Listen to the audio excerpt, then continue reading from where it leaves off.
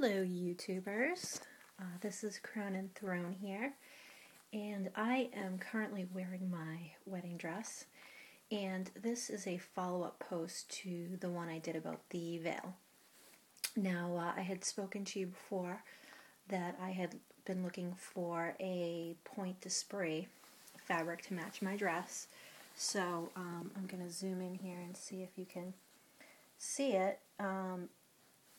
There's little dots in, I don't know if you want to call this tulle or lace, but it's point de spray.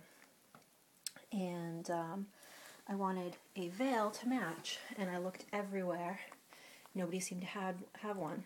So I had decided to make my own, which you can see also has dots in it. And I put lace on the edges. Now you can add lace if you want, you don't have to. The other issue was finding a lace that matched, so I needed ivory, obviously, and I didn't want to spend $1 million on really expensive lace.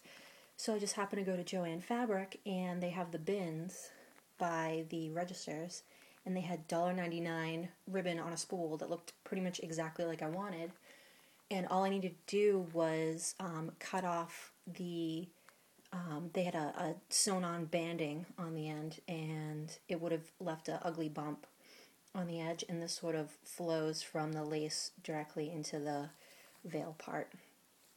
So there's two different ways you can put your veil on. In this case, you'll see I wanted to go for a more Mantilla style.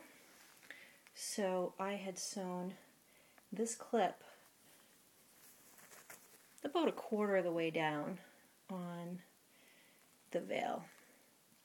So I am just going to stick this right on my head. So I'm going to just turn this around.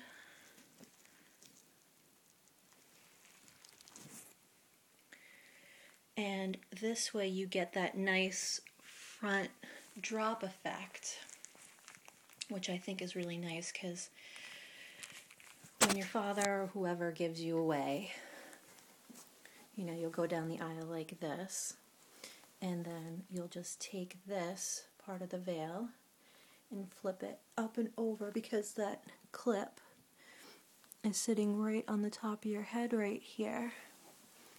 And now you can see what it looks like. So it sits up top there, and my hair isn't the way I want it to be, but you get the idea, I hope. And you can push it back, and it can fall behind you.